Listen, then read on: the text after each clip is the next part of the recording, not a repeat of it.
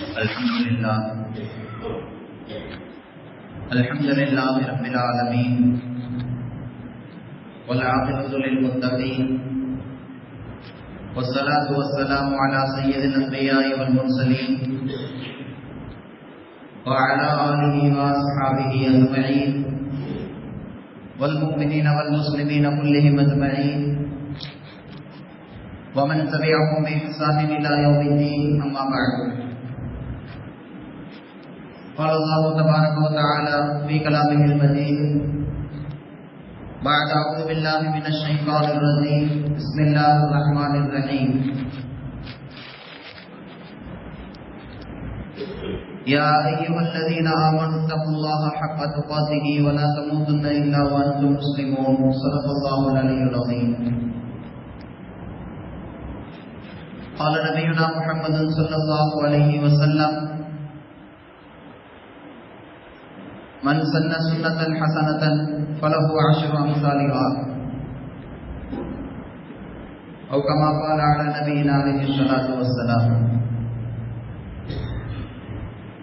கண்ணியத்திற்கும் மிகுந்த மதிப்பிற்கும் மரியாதைக்கும் உரிய அன்பார்ந்த அல்லாஹ்வின் நல்லடியார்களே,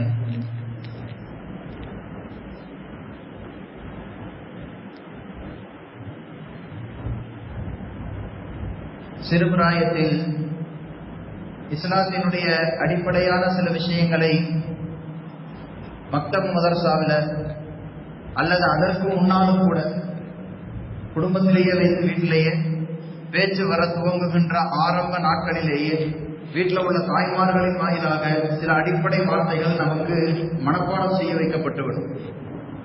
அது மதரசாவுக்கு போய் ஓதனா தான் தெரியும், பயான் கேட்டு விளங்குற அளவுக்கு அறிவு வளர்ந்தா தான் புரியுங்கிற மாதிரி எல்லாம் இல்லை. தவழ்ந்து நடந்து பேச்சுக்களை புரியக்கூடிய, சொல்லுவதை திருப்பி சொல்ல ஆரம்பிக்கக்கூடிய அந்த முதல் கட்டமாகவே சில வார்த்தைகள் நம்முடைய காதுகளில் விழத் தொடங்கிவிடும், நம்முடைய நாவுகள் அதை உச்சரித்துவிடும். அப்படி அடிப்படையாக நம்முடைய குடும்பத்தில் தாய்மார்கள் பழகி கொடுக்கிற முதல் வார்த்தை கலிமா சொல்லி கொடுத்துருவாங்க. பிறந்த குழந்தையா இருந்தால் பேச்சு வர ஆரம்பித்த உடனே லா இலாஹா இல்லல்லாஹ் முஹம்மது ரசூலுல்லாஹ்ங்கிற கலிமாவை பிள்ளைகளுடைய நாவல மனப்பாடமாக ஆக்கி வச்சிருவாங்க. அப்படி மார்க்கத்தில் நமக்கு அடிப்படையாக பதிவு செய்து நம்முடைய தாய்மார்கள் நமக்கு தந்த பரிசுகளில் ஒன்று ஈமானுடைய, நாம் நம்ப வேண்டிய அடிப்படையான ஈமான் சார்ந்த 7 விஷயங்களை நமக்கு சொல்லிக் கொடுப்பாங்க. ஆமன்து பில்லாஹி வ மலாயிகத்திஹி வ குதுபிஹி வ ருசுலிஹி வல் யௌமில் ஆகிரி வல் கத்ரி கைரிஹி வ ஷர்ரிஹி மினல்லாஹி தஆலா வல் பாஸி பஅதல் மௌத். இந்த அடிப்படையான 7 விஷயங்களை முடியாத, புரியாத, அதை கொள்கையாக ஏற்றுக்கொள்ளாதவர் முஸ்லிமாக இருக்கவே முடியாது. அல்லாஹ்வை நம்புவது, அவனால் அனுப்பப்பட்ட தூதர்களை நம்புவது, அவனால் படைக்கப்பட்ட மலக்குமார்களை நம்புவது, அவனால் இறக்கி வைக்கப்பட்ட வேதங்களை நம்புவது, இதனுடைய டீட்டெயில் தெரியுதோ இல்லையோ, மலக்குமார்னா யாரு, எப்படி படைச்சாங்க, எத்தனை பேர் இருக்கிறாங்க, எப்போ வருவாங்க, எப்படி போவாங்க, மலக்குமாரை பத்திலாம் எனக்கு எதுவும் தெரியாதுங்க, நம்பணும். ரசூல்மார்கள் யாரு, என்ன, எத்தனை பேர் வந்தாங்க, யார் யாரை பத்தி தெரியும், யாரை பத்தி தெரியாது, எப்ப பிறந்தாங்க, எப்ப இறந்தாங்க, எந்த ஊர்ல இருந்தாங்க, எந்த மொழி பேசினாங்க, எது தெரிந்தாலும் தெரியாவிட்டாலும் ரசூல்மார்களை நம்புகிறேன். வேதங்கள் எத்தனை இறங்குது, எப்படி ஓதணும், யார் படிச்சா, யார் படிச்சு கொடுத்தா, எதுவும் தெரியாது, வேதங்களை நம்புகிறேன். அடிப்படையான 7 விஷயங்களை எந்த கேள்வியும் கேட்காமல் நம்ப வேண்டி இருப்பது ஒவ்வொரு முஸ்லிமின் மீதும் கடமையாக இருக்கிறது. அதில் ஒன்று மறுமை நாளை நம்புவது. உலகம் அழியும், மறுபடியும் எல்லோரும் உயிர் கொடுத்து எழுப்பப்படுவோம், அல்லாஹ் கேள்வி கணக்குகளை கேட்பார், விசாரிப்பார், நல்லவர்களுக்கு நல்ல தீர்ப்பு வழங்கப்படும், அவர்கள் சொர்க்கத்திலே தங்க வைக்கப்படுவார்கள், கெட்டவர்களின் முடிவு மோசமாக இருக்கும், அவர்களுக்கு கெட்ட தீர்ப்பு வழங்கப்படும், அவர்கள் நரகத்திலே தள்ளி தண்டிக்கப்படுவார்கள் என்கின்ற நம்முடைய அறிவுக்கு அப்பாற்பட்ட, நாம நம்புறதுக்கு எந்த ஆதாரமும் இல்லாத, எந்த கேள்வி கேட்டாலும் பதில் தர முடியாத அளவுக்கு உண்டான மறைக்கப்பட்ட ஒரு விஷயத்தை நம்ப சொல்லி மார்க்கம் நமக்கு கட்டளையிட்டு இருக்கிறது. அதை நம்புகிறோம், அதை நம்பிக்கையாக கொண்டு அந்த வார்த்தையையும் முடிக்கிறோம். அப்படி நாம யாருமே மறுக்காமல், புரிகிறதோ புரியவில்லையோ அதனுடைய நம்பிக்கையை உள்ளத்திலே வைத்திருக்கக்கூடிய இஸ்லாமிய பெருமக்களை பார்த்து பெருமானார் ஸல்லல்லாஹு அலைஹி வஸல்லம் அவர்கள் சொன்னார்கள், மறுமை நாள் வரப்போகிறது என்பதற்குண்டான அடையாளங்களில் சிலவற்றை முன்னெச்சரிக்கையாக நமக்கு சொல்லி காண்பித்திருக்கிறார். சிறு சிறு அடையாளங்களில் தொடங்கி இதோ விடிந்தால் உலகம் அழியப் போகிறது என்கின்ற நாளில் நடக்க போகிற கடைசி நாளினுடைய பெரிய அடையாளம் வரைக்கும் எல்லாவற்றையும் பெருமானார் ஸல்லல்லாஹு அலைஹி வஸல்லம் அவர்கள் சொல்லிக் கொடுத்தார். ஒரு ஹதீஸில் இப்படி ஒரு சம்பவம் உள்ளது.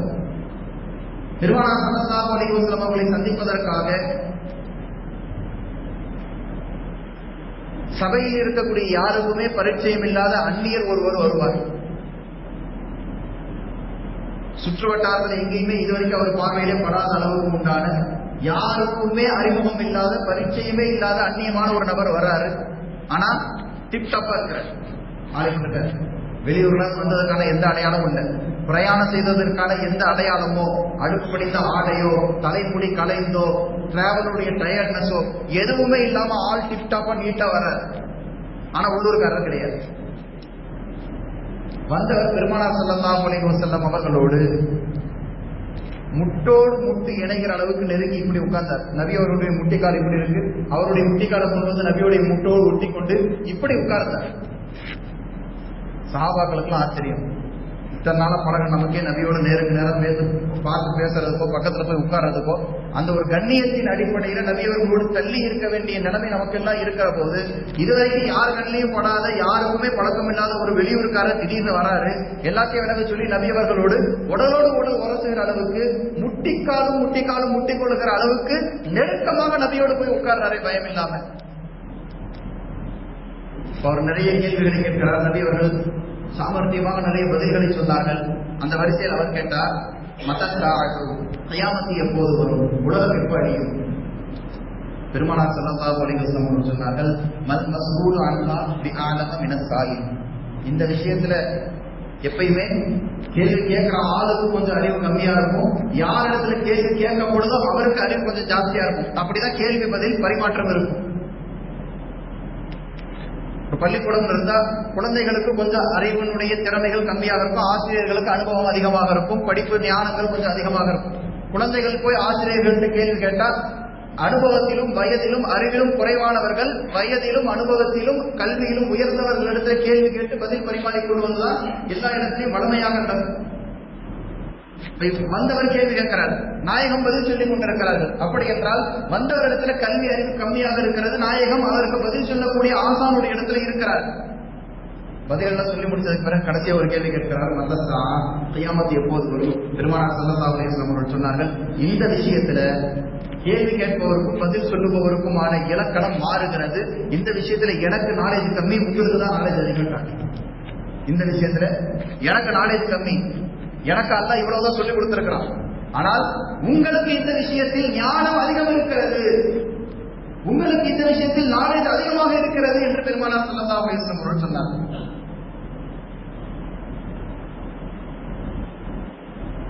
அதற்கு பிறகு அவர் அடுத்த கேள்வியை மாத்துறார், கியாமத்துக்கு உண்டான அடையாளங்கள் என்னெல்லாம் இருக்கு? இப்ப நபி ஸல்லல்லாஹு அலைஹி வஸல்லம் அவர்கள் நிறைய அடையாளங்களை சொன்னார்கள். இது மாதிரி நிறைய சம்பவங்களில் பெருமானார் ஸல்லல்லாஹு அலைஹி வஸல்லம் அவர்கள் கியாமத்தினுடைய நிறைய அடையாளங்களை, இதெல்லாம் நடந்தால் மறுமை வரப்போகிறது என்பதை நீங்கள் புரிந்து கொள்ளுங்கள், உலகம் அழிய போகிறது என்பதை நீங்கள் உணர்ந்து கொள்ளுங்கள் என்று நிறைய அடையாளங்களை சொல்லியிருக்கிறார். நாம கூட நிறைய கேள்விப்பட்டிருக்கோம். வீட்டில் உள்ள குழந்தைகள் பெரியவர்களை விட அதிகமாக அதிகாரத்தை எடுத்துக் கொள்வது, பிள்ளைகள் பெற்றவர்களை அடக்கி அதிகாரம் செய்யக்கூடிய நிலைமை வந்துவிட்டால் உலகம் அழிய போகிறது என்ற அர்த்தம். என்ன இப்படி சொல்றீங்க? இதெல்லாம் நடந்து கொண்டே உலகம் அழிஞ்சிருக்குன்னா 40 வருஷத்துக்கு முன்னாடி உலகம் அழிஞ்சிருக்கணுமே. அப்ப இதை விட மோசமான தலைமுறைகளை எல்லாம் நம்ம பார்க்க வேண்டி இருக்கிறது என்று அர்த்தம். அல்லாஹ் பாதுகாப்பான. பள்ளிவாசலில் உலக பேச்சுக்களினுடைய சத்தம் உயர்ந்தால் கியாமத் வரப்போகிறது என்று அர்த்தம்.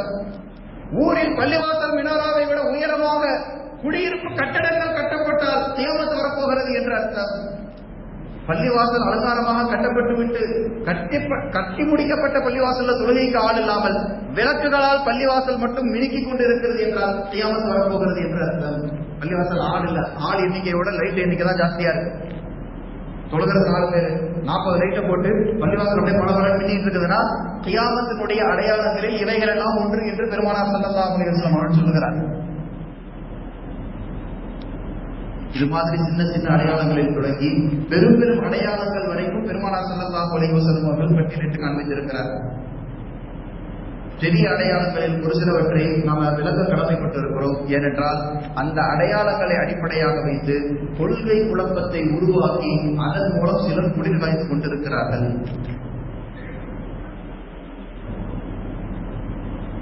பெரிய அடையாளங்களாக பெருமானார் ஸல்லல்லாஹு அலைஹி வஸல்லம் அவர்கள் சொல்லி காண்பித்தவைகளில் பிரதானமாக நாம் விளக்க வேண்டியது ஈசா அலைஹிஸ்ஸலாம் அவர்களுடைய வருகை. உயர்த்தப்பட்ட ஈசா அலைஹிஸ்ஸலாம் அவர்களை கியாமத்துக்கு சமீபத்தில் அல்லாஹ் இறக்கி வைப்பான். உயிரோடு இந்த உம்மத்தில் ஒருவராக இந்த சமுதாயத்தை நேர்வழிப்படுத்துவதற்காக அல்லாஹ்வால் ஈசா அலைஹி அவர்கள் இறக்கி வைக்கப்படுவார்கள் என்று சொல்லப்பட்டது கியாமத் நாளினுடைய ஷார்ட் பீரியட் அடையாளங்கள்ல ஒன்று. ஈசா நபி வந்துட்டாங்கன்னா ரொம்ப காலத்திற்கு இனி உலகம் நிலைத்திருக்காது என்பதை புரிந்து கொள்வதற்கான கியாமத்தோடு மிக நெருங்கிய நாட்களில் மிகப்பெரிய அடையாளமாக வெளிப்பட போகுவதை குறித்து பெருமானார் ஸல்லல்லாஹு அலைஹி வஸல்லம் அவர்கள் சொல்லி காண்பிப்பார். யாஜூஜ் மாஜூஜினுடைய வருகை, தஜ்ஜாலினுடைய வருகை, வெள்ளிக்கிழமைகளில் சூரத்துல் கஹஃப் ஓதிக் கொள்வதை வளமையாக வைத்திருக்கிறார்கள். தஜ்ஜாலுடைய குழப்பத்திலிருந்து அவர் பாதுகாக்கப்படுவார் என்று பெருமானார் ஸல்லல்லாஹு அலைஹி வஸல்லம் அவர்கள் சொன்ன செய்திகள் நமக்கு ஞாபகம் இருக்கும். இன்றைக்கு வெள்ளிக்கிழமை இதுவரைக்கும் ஓதாத இருந்தவங்க இன்ஷா அல்லாஹ் அசருக்குள்ள கஹஃப் சூராவை ஓதிக் கொள்வோம். அல்லாஹ் நமக்கு ஒவ்வொரு வாரத்தையும் அதில் ஓதிக் கொள்வதற்கும் தஜ்ஜால் வெளிப்படக்கூடிய காலத்தில் நாம வாழ்ந்தா அவனுடைய பித்தனாவில் இருந்து பாதுகாப்பு பெறுவதற்கும் அல்லாத காரணமாக ஆகுவானாக. தஜ்ஜாலுடைய வருகை, யாஜூஜ் மாஜூஜ் கூட்டத்தினருடைய வருகை, ஈசா நபியினுடைய வருகை என்றெல்லாம் இதே போல உலகத்தில் நடக்கப் போகிற சில நிகழ்வுகளை குறித்து நபியவர்கள் குறிப்பிட்டு காண்பித்து இந்த நாட்டுக்கும் சண்டை வரும், இந்த நாட்டில் இப்படி ஒரு குழப்பம் வரும், இப்படி ஒரு வியாதி வரும் என்றெல்லாம் வானிலை ஆய்வு மையங்கள் தகவல் அறிக்கையை கொடுப்பது போல டேட்டா அனலிஸ்ட் ஏதாவது ஒரு ரிப்போர்ட் கொடுக்கிற மாதிரி பெருமானார் ஸல்லல்லாஹு அலைஹி வஸல்லம் அவர்கள் துல்லியமாக சொன்னார்கள். இதுவெல்லாம் கியாமத்திற்கு முன்னால் நடக்கும். இந்த நாட்டுக்கும் இந்த நடக்கும்.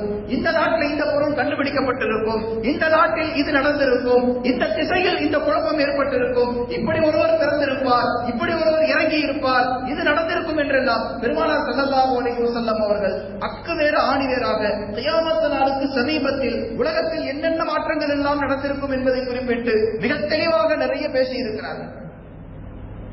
அதில் நாம தெளிவாக விளங்கி இருக்கக்கூடிய ஒரு சில விஷயங்கள் தஜ்ஜாலுடைய வருகை, ஈசா அலைஹிஸ்ஸலாமுடைய வருகை மாதிரி இமாம் மஹ்தி அலைஹிஸ்ஸலாம் என்று ஒருவர் வருவார் என்பதையும் பெருமானார் ஸல்லல்லாஹு அலைஹி வஸல்லம் அவர்கள் வலியுறுத்தி இருக்கிறார்.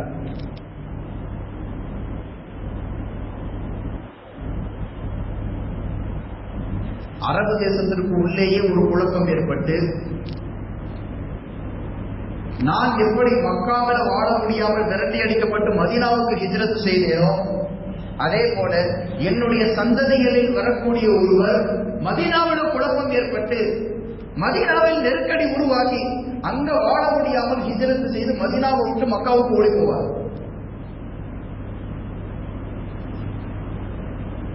காபத்துல்லாஹுக்குள்ளே அமர்ந்திருக்கக்கூடிய அவரை நான் தான் மஹதி என்று அவர் சொல்லாமலேயே பார்க்கக்கூடிய மக்களுக்கு இவர்தான் மஹதி என்ற ஞானத்தை அல்லாஹ் உருவாக்கி தந்து அல்லாஹ்வால் அவர் அடையாளம் காட்டப்படுவார். அவருடைய குவாலிட்டியில ஃபர்ஸ்ட் குவாலிட்டி என்ன? நான் தான் மஹதின்னு அவர் அனௌன்ஸ் பண்ண மாட்டார். உலகத்துல வந்தா 1,24,000 நபிமார்களும் நான் தான் நபி, என்னை நம்புங்க, என்னை பின்பற்றுங்க, நான் சொல்றது கேளுங்க, என் பின்னாடி வாங்க. நபிமார்கள் கூவி கூவி மக்களை அழைக்க வேண்டிய நிலைமையில் தான் அல்லாஹ் அவர்களை வைத்து படைத்தார். மஹதி அலைஹிஸ்ஸலாம் அவர்களை குறிப்பிட்டு பெருமானார் ஸல்லல்லாஹு அலைஹி வஸல்லம் அவர்கள் சொல்லும்போது மஹதி அவர்களை கண்டுகொள்வதற்கும் அடையாளம் காண்பதற்கும் உண்டான மிகப்பெரிய அடையாளமாக பெருமானார் ஸல்லல்லாஹு அலைஹி வஸல்லம் அவர்கள் சொல்லி தந்தார்கள். நான் தான் மஹதிங்கிற வார்த்தை அவர் வாயிலிருந்து அவர் சொல்லவே மாட்டார். ஆனால் அவரை பார்க்கக்கூடியவர்களுடைய பார்வைக்கு எல்லாம் கடைசி காலத்தில் நபியவர்களால் வாக்குறுதி அளிக்கப்பட்டு ஒருவர் தோன்றுவார் என்று நபியவர்களால் சொல்லித் தரப்பட்ட மஹதி இவர்தான் என்கின்ற ஞானத்தை மக்களுடைய உள்ளத்தில் அல்லாஹ்வால் போடப்பட்டு மக்களே அவரை அடையாளம் கண்டு உங்களிடத்தில் நாங்கள் பையத்து செய்து சரணடைகிறோம் என்று சொல்வார்கள்.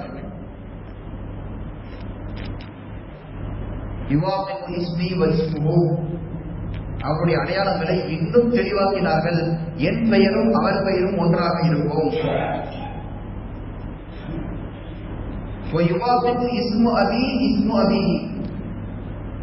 என் தகப்பனார் பெயரும் அவர் தகப்பனார் பெயரும் ஒன்றாக இருக்கும்.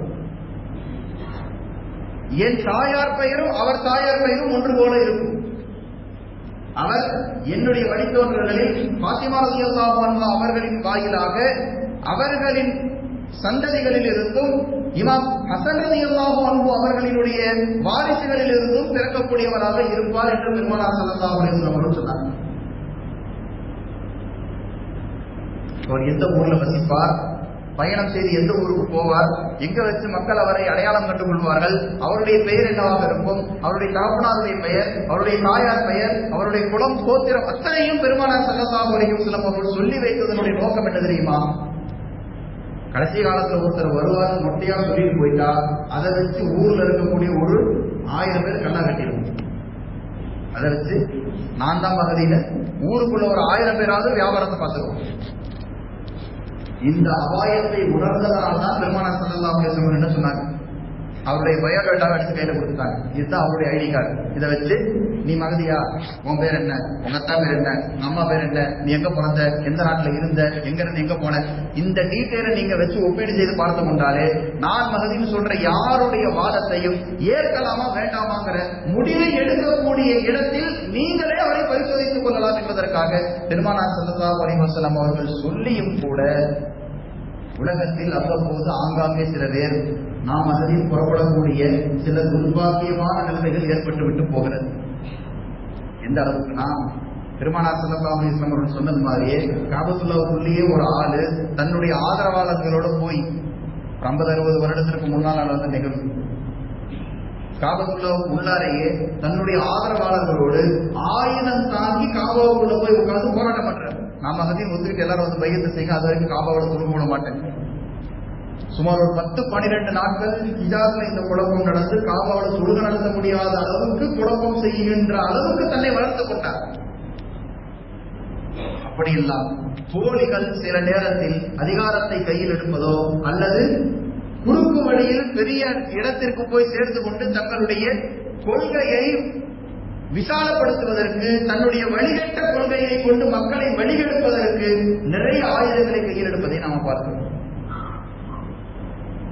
அந்த வரிசையில இன்றைக்கு உள்ள தலைமுறையை குழப்பறதுக்கு வேற ஒன்றுமே தேவையில்லை. ஆள் கையில ஒரு செல்போன் இருந்தா போதும். அவர் கையில ஒரு செல்போனும் ஒரு நாளைக்கு 1 GB டேட்டா இருந்தா போதும். யாரு வேணாலும் என்னவா வேணாலும் ஆயிரம். நீங்க அதிகாரத்தில் இருக்கணும்னு அவசியம் இல்லை, பணம் காசு வச்சிருக்கணும்னு அவசியம் இல்லை, பதவியில் இருக்கணுங்கிற அவசியம் இல்லை, உங்களுக்கு பின்னாடி 100 பேர் 1000 பேர் இருக்கணும்னு அவசியம் இல்லை. நீங்க ஒரு 10க்கு 10 ரூம்ல உட்கார்ந்து ஒரு போனை வச்சு நீங்களா வீடியோ எடுத்து யூடியூப்ல எதை அப்லோட் பண்ணாலும், வாட்ஸ்அப்ல, பேஸ்புக்ல, சமூக வலைதளத்துல எதை போட்டாலும் அதை பார்ப்பதற்கும் பரப்புவதற்கும் இன்றைக்கு உலகம் விசாலமாக இருக்கிறது.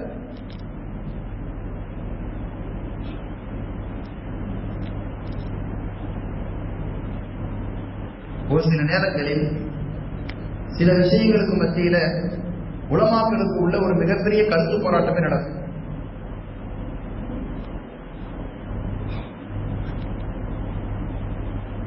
எந்த வகையான போராட்டம்? பெரிய மனக்குழப்பம். என்னன்னா, சில பேரினுடைய தவறான வாதங்களையும் தவறான கொள்கைகளையும் மக்களுக்கு புரிய வைக்க வேண்டிய தர்ம சங்கடமான நிலைகளிலும் நாங்கள் இருக்கிறோம். அதே நேரத்தில் இதை பத்தி கேள்விப்படாத நபர் இதை நாம பேச போய் அப்படி ஒருத்தர் இருக்கிறானா அவனை போட்டு யூடியூப்ல சர்ச் பண்ணி, அவனை போய் பேஸ்புக்ல தேடி, அவனை இன்ஸ்டாகிராம்ல கண்டுபிடிச்சு, அவன் வீடியோவை பார்க்க ஆரம்பிச்சு நாளடைவில் அவனுடைய பேச்சில் மயங்கி இவனு வழிகட்டு போயிடுவான ஒரு குழப்பமும் இருக்கு. சில நேரங்களில் சில தவறானவற்றை பொது இடத்திற்கு கொண்டு வந்து பிரபல்யப்படுத்தாமல் விடுவதும் கூட அந்த தவறிலிருந்து மக்களை பாதுகாப்பதற்கு உண்டான ஒரு மிகப்பெரிய சூட்சமம். இப்படி ஒருத்தர் இருக்கிறான் 4 பேர் பேச 4:40 ஆகும், 40-400 ஆகும். அப்படியா, அவர் பேசுறதையும் கேட்போமே, அவர் என்ன சொல்றாருன்னு தெரிஞ்சுக்கோமே, அது ஒரு மார்க்க விஷயம் தானே, இப்படி எல்லாம் நம்ம இருக்கக்கூடாதுங்கிறத கத்துக்கலாமே என்று போனவர்களே மறுபடியும் அங்க ஃபாலோவரா மாறிடுவாங்க.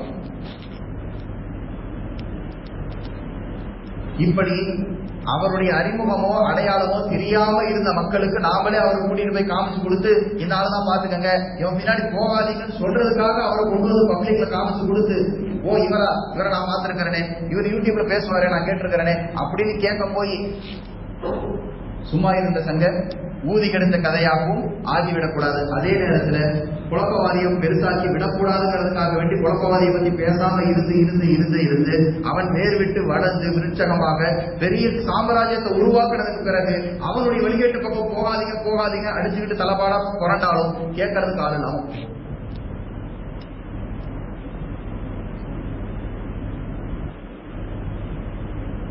வடநாட்டுல மிர்சா குலாம் அகமது என்ற ஒரு மிகப்பெரிய வழிகாடர் ஆரம்பத்தில் நபி ஸல்லல்லாஹு அலைஹி வஸல்லம் அவர்கள் அடையாளப்படுத்தி கியாமத் நாளையில சீர்திருத்தம் செய்வதற்காக வேண்டி வரப்போகிற மகதின் யார நபி அடையாளப்படுத்தினாங்களோ அந்த மகதி நான் தான், என்னை பின்பற்றுங்க, என்கிட்ட வந்து எல்லாரும் பையத்தை செய்யுங்கன்னு ஒரு அஜெண்டாவை ஆரம்பிக்கிறான்.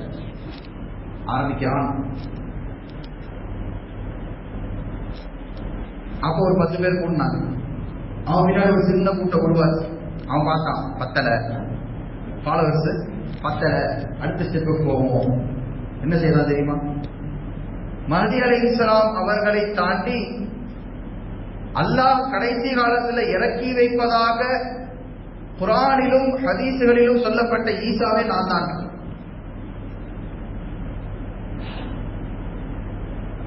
அப்ப 10 பேர் ஃபாலோ பண்ணிட்டு இருந்தவங்களை இப்ப 100 பேர் ஆயிடுச்சு. பரவாயில்ல, ஈசா நபி வந்துட்டாரு, வாங்கப்பா ஃபாலோ பண்ணாட்டு. இந்த மாதிரியான அடிமுட்டாள்களின் வாதத்தை ஒரு நியாயமான அறிவுள்ளவன் சிந்திக்கக்கூடிய அளவுக்கு சிந்தனையில் கூட இல்லாதவர்களோ அல்லது வியாபார நோக்கத்திற்காகவோ வேறு ஏதாவது காரணத்திற்காகவோ இவனோடு சேர்ந்து பயணிக்க வேண்டிய நிர்பந்தத்தினால கூட்டங்கள் கொஞ்சம் பெருகுது. பாக்குறாரு எவ்வளவு பெரிய அடி எடுத்திருக்கிறோமோ அதுக்கு தகுந்த மாதிரி கூட்டம் கூடுது. இன்னொரு பெரிய எட்டா எடுத்து வச்சு அடுத்த படிக்கட்டுக்கு ஏறுவோம். அடுத்து என்ன செஞ்சாரு? அல்லாஹ் முஹம்மது ஸல்லல்லாஹு அலைஹி வஸல்லம் அவர்களுக்கு அடுத்து எந்த நபியும் வரமாட்டாருன்னு சொன்னது அரபு நாட்டுல மட்டும்தான். அரபு நாடு அல்லாத வேற நாடுகள்ல வேற நபி வரலாம். ஏன்? நானே நபி தான். நானே நபி. மகதீன் தான், அடுத்து ஈசா தான், அடுத்து நானே நபி. கூட்டம் எந்த அளவுக்கு விரிஞ்சிருக்கு தெரியுமா? திருப்பூர்ல அவர்களுக்கான ஒரு வணக்க ஸ்தலம் இருக்கிறது. அத பள்ளிவாசல் சொல்லக்கூடாது. திருப்பூரில் அவர்கள் பெயர் கொண்ட ஒரு நிறுவனம் இருக்கிறது. திருப்பூர் புத்தக கண்காட்சியில தமிழ்நாட்டுல எந்த அரசாங்கத்தினால அல்லது எந்த தனியார் நிறுவனத்தினால எங்க புத்தக கண்காட்சி வைக்கப்பட்டாலும் அஹமதியா பப்ளிகேஷன்ஸ் ஒரு ஸ்டால் இருக்கும். அந்த ஸ்டால்ல இவர்கள் வந்து புக்கு வைக்கிறார்கள் என்றால் தமிழ்நாடு மட்டுமல்ல, இந்தியா மட்டுமல்ல, லண்டன்ல இவர்களுக்கு பிரான்ச் இருக்கு. உலகம் முழுக்க வியாபித்திருக்கிறார் அஹமதியா முஸ்லிம்.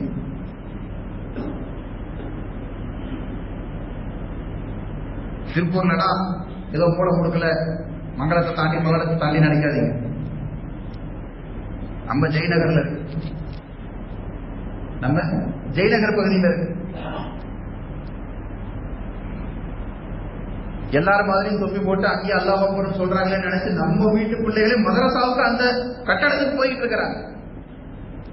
சில ஆண்டுகளுக்கு முன்னால் இது சர்ச்சையாகி அந்த பகுதிகளில் விழிப்புணர்வு ஏற்படுத்தப்பட்டு அந்த பகுதிக்கு மதரசாவுக்கு வேற ஏற்பாடெல்லாம் செய்து தரப்பட்டது. அந்த அளவுக்கு சில குழப்பங்களை பற்றி ஆரம்பத்திலேயே பேசாமல் மௌனம் காத்து விட்டுவிட்டால் அவர்கள் வளர்ந்து வேரூன்றி உலகத்தில் நம்மளால சிந்தித்து பார்க்க முடியாத அளவுக்கு வளர்ந்து நின்று விடுகிறார்கள். பின்னால் அவர்களை அழிப்பது முடியாத காரியமாக ஆகிவிடுகிறது. அதனால ஆங்காங்கே அடையாளப்படுகின்ற குழப்பவாதிகளை சற்று அவர்களுடைய குழப்பத்தினுடைய நிலைமையையும் அது சார்ந்த விளக்கங்களையும் தந்து வைப்பது அவசியம் என்கின்ற வகையில் இன்றைக்கு இந்த தலைப்பை எடுத்ததற்கான காரணம், இப்ப சென்னையில ரீசெண்டா ஒருத்தர், நான் பிற்காலத்துல மகதி ஆகுவதற்குண்டான எல்லா தகுதிகளையும் படைத்தவனாக இருக்கிறேன், எனக்கு அப்படி கனவுலாம் வர ஆரம்பிச்சிருச்சு, இன்னும் கொஞ்ச நாள்ல டிக்ளேர் பண்ணிருக்கிற ஸ்டேஜ்ல ஒருத்தர் உருவாகி கொண்டு இருக்கிறார். இன்னைக்கு ரேஞ்சுக்கு இன்னைக்கு தேதிக்கு நான் மகதி இல்லை. நான் சாதாரண ஆள் தான். ஆனா எனக்கு கனவுல அது மாதிரியான செய்திகள் காட்டப்பட்டு கொண்டிருக்கிறது. பிற்காலத்துல நீங்க தான் மகதியா கன்வெர்ட் ஆகுவீங்க, அதனால நீங்க இப்ப இருந்தே அதுக்கு தகுந்த மாதிரி உங்களுடைய வாழ்க்கை சூழ்நிலைகளை மாத்திக்கங்கன்னு எனக்கு இன்ஸ்ட்ரக்ஷன் வர ஆரம்பிச்சிருச்சு. எனக்கு கனவு வந்துகிட்டு இருக்குது, அதனால ஃபியூச்சர்ல நான் டிக்ளேர் பண்ணும்போது என்னை ஃபாலோ பண்றதுக்கு தயாராக இருங்கள் என்று சொல்லி சென்னையில ஒரு பள்ளியில இமாமாக இருக்கக்கூடிய இத்தனை ஆண்டு காலம் மக்களுக்கு தொட வைத்து நல்ல பயான் செய்து மக்களை நேர்வழியில நடத்துவார் என்று நம்பி மக்கள் யாரை தொழுக வைப்பதற்காக முசல்லாவில் நிறுத்தினார்களோ அப்படிப்பட்ட ஒருத்தர் இப்ப என்ன சொல்றாரு, எனக்கு கனவு வர ஆரம்பிச்சிருச்சு, கொஞ்சம் கொஞ்சமா அந்த டாபிக்ல நான் போயிட்டு இருக்கிறேன், ஃபியூச்சர்ல என்ன செய்வேன், நான் தான் மகதின்னு ஒரு நாள் டிக்ளேர் பண்ணுவேன், அன்னைக்கு என்ன பண்ணிருங்க எல்லாரும் என் கட்சியில வந்து ஜாயின் பண்ணிருக்கேன் இப்பவே அடித்தளம் போட்டு வைத்திருக்கிறார். அந்த சர்ச்சை இப்போது சென்னை முழுக்க பேசப்பட்டுக் கொண்டிருக்கிறது. அவர் ஓதப்பட்ட மதரசாவில இருந்து அவரை கூப்பிட்டு கண்டித்து அவருக்கு கொடுக்கப்பட்ட அந்த சனதை, அவருக்கு வழங்கிய அந்த ஆலிம் பட்டத்தை அவர்கள் திரும்ப பெற்றிருக்கிறார்கள். ஜமாத் உலமா சபை அவர் எந்த பள்ளியிலும் இமாமத்து செய்வதற்கோ எங்கேயும் பொது இடத்தில் சுன்னத் வல் ஜமாத் நடத்தக்கூடிய கூட்டங்களில் அவரை கூப்பிட்டு வைத்து பயான் செய்ய வைப்பதற்கோ தகுதியற்றவர் என்று டிக்ளேர் செய்து ஜமாத் உலமா அறிக்கை வெளியிட்டிருக்கிறது.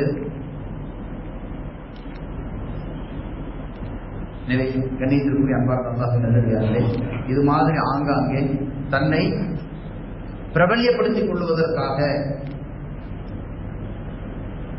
நாங்கள் அடிக்கடி வியாபாரம் செய்யக்கூடியவர்களுக்கு ஒரு வழிகாட்டுதலை செய்வோம். மார்க்கத்தின் அடிப்படையில் வியாபாரத்தை செய்யுங்கள். ஆனால் சில பேர் இருக்கிறார்கள் மார்க்கத்தையே வைத்து வியாபாரம் செய்து கொண்டிருக்கிறார்கள்.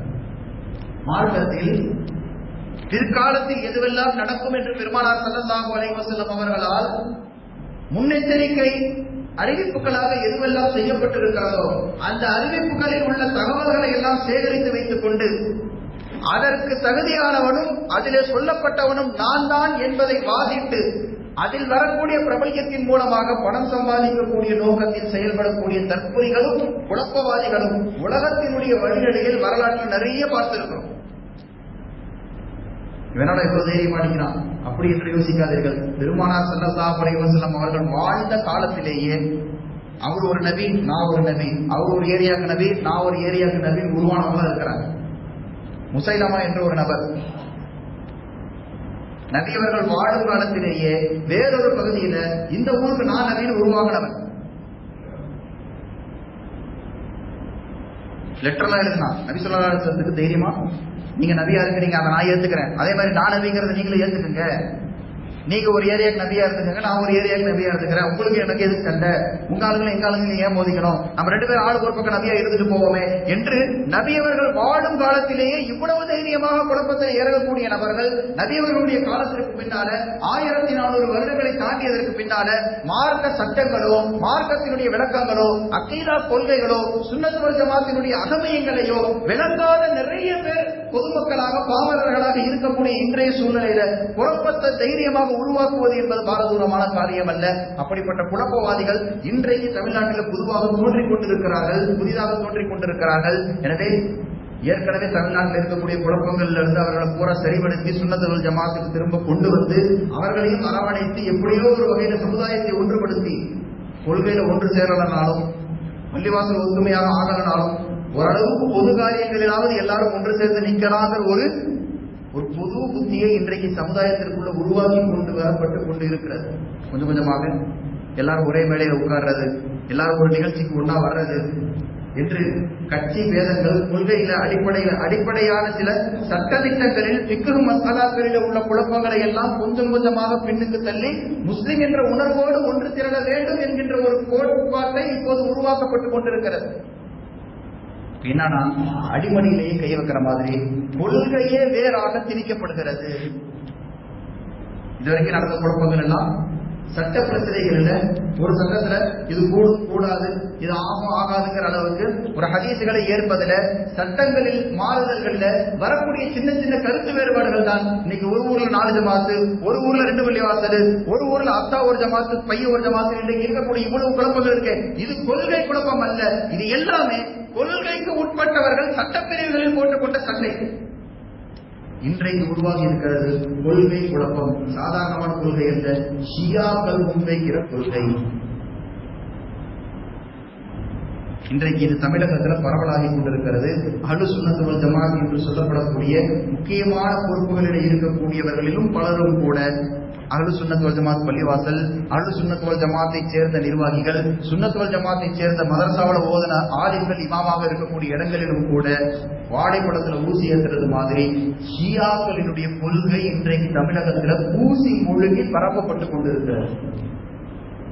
இதை ஆரம்பத்திலேயே நாம களமாட கடமைப்பட்டு இருக்கிறோம். எல்லாம் வல்ல இறைவன் சரியான கொள்கையில் நின்று அதை கடைசி வரைக்கும் போராடி பாதுகாத்து நம்முடைய அடுத்த தலைமுறையினர்களுக்கு சரியான சுன்னத் வல் ஜமாத் கொள்கையை உடையவர்களாக அவர்களை உருவாக்கிவிட்டு செல்லக்கூடிய நல்ல வழிகாட்டிகளாக, நல்ல நிர்வாகிகளாக, நல்ல இமாம்களாக, நல்ல பெற்றோர்களாக எல்லாம் நம் அனைவரையும் ஆக்கி அருள் புரிவானாக. நம்முடைய பிள்ளைகளோ நமக்கு பின்னால் வரக்கூடிய தலைமுறையினர்களோ மார்க்க விளக்கத்தினுடைய குறைவால், சட்ட திட்டங்களினுடைய விஷயத்திலோ, கொள்கையினுடைய விஷயத்திலோ குழப்பவாதிகளுக்கு இரையாகி சோகம் போக்கிவிடாமல் அவர்களை அல்லாஹ் பாதுகாப்பானாக. ஆமீன் யா ரப்பல் ஆலமீன். வாஹிரு தஅவானா அல்ஹம்துலில்லாஹி ரப்பில் ஆலமீன். அஸ்ஸலாமு அலைக்கும் வரஹ்மத்துல்லாஹி வபரகாத்துஹு.